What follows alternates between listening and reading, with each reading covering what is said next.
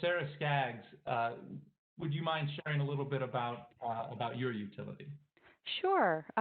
So I'm the Director of Customer Care for EPCOR's U.S. operations. We actually build, own, and operate electrical, natural gas, water, wastewater, stormwater, sanitary sewer systems in Canada and the United States. So quite a large portfolio, but the vision and direction for the U.S. operations is my baby.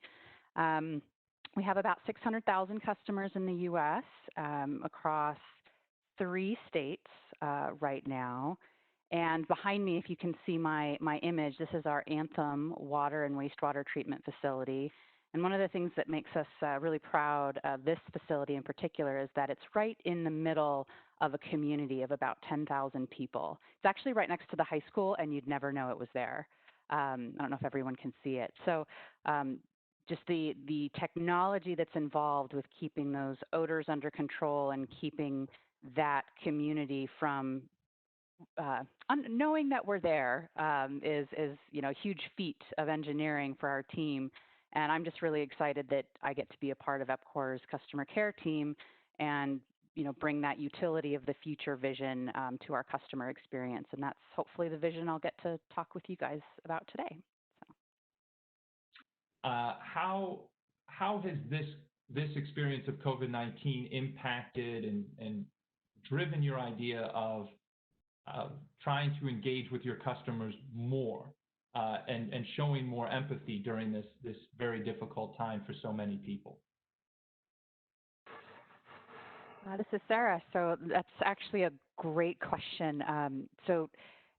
Jeff had said that they weren't impacted too much other than, having to scramble. It's actually impacted us in that I've had to move up quite a few of our innovation plans because they became quickly necessary to implement. But one of the things that we're doing currently will actually probably be going live in the next couple of weeks is that we've revamped all of our outbound dunning and collection notices and outbound calls just to soften them and to be more about, not about your balance and about the consequences of not addressing it, but about the things we're here to help you with. And if you contact us, we're here for you. And so that I really am hoping that we'll see some data when we get that rolling, because we don't intend to begin disconnections this year at a minimum. We're not disconnecting customers at all. We haven't since March. So really just getting that softer feel and being a little bit more human in our communication about outstanding balances with customers. That's the big thing. And then the other thing that we pushed up was a lot of things that customers could do at the local office and they could do on the phone.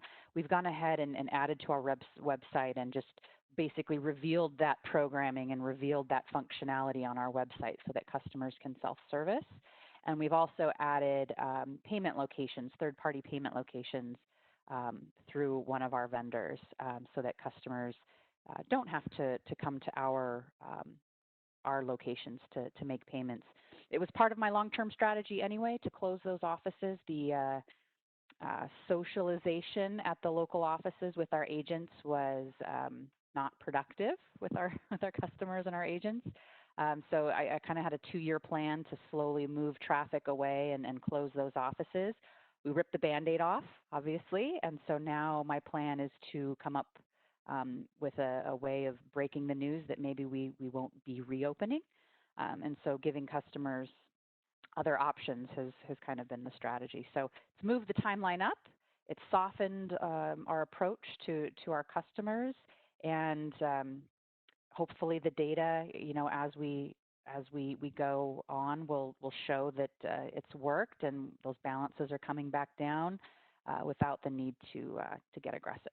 In fact, that's part of our long-term plan, is to possibly take disconnection off the table completely as a solution. So, Sarah, you've heard some of your colleagues across the country describe some of those projects that they're most excited about over the next couple of years, and I know proactive communications is an area of real importance to you. Carolyn just described some of those.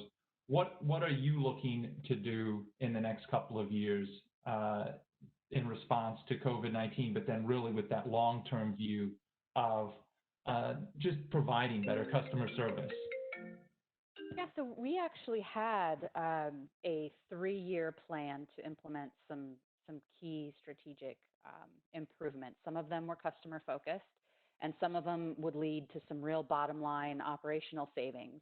And because of COVID-19, we've actually shuffled the priority on some of those things. The proactive communications with customers was the one that was kind of at the end. We really didn't know what product we wanted to use. It was, it was kind of, we'll think about it in 2 years. And with customers being home now all day, they know even with, a 20-minute outage, we get calls. And so it's become a priority. So that's moved itself up, and we've chosen to implement WaterSmart as our software to get that solved. And basically, it's not just outages. It's hey, we're doing construction on your street, and you're going to see trucks for the next 6 months. Don't panic. Here's the number you call if you have any concerns about them, leaving their lunch garbage on your property or whatever. And so we've actually prioritized that. We've moved it up to first project next year. The customer self-service, always important. I love Tina's approach to conservation and, how do we help customers self-troubleshoot, their leak issues when we really can't come visit them and help them, and shouldn't be anyway. It's really their property, and, touching their devices and walking their property is not something we really should be doing anyway. What I love about the approach that we're taking with this 3-year sort of bite-sized, implement one thing and see how it goes, implement another, see how it goes, is that George, we'll be able to see the data, and we'll be able to see the impact on all of those stats that we all have. We just may not look at them as often, or we do now, but we maybe weren't looking at them as often. We'll be able to see just what it's doing to the customer experience, to our operations, to our truck rolls, to our overtime and efficiencies. So I think it's really gotten the attention, and especially the data that comes out of customer care and the meter to cash process has gotten a lot of attention at the executive level, and really excited that we're kind of on the forefront now of it's not all about driving capital anymore. It's about how customer care can make changes. So it's been really exciting that we're the golden child now, so to speak.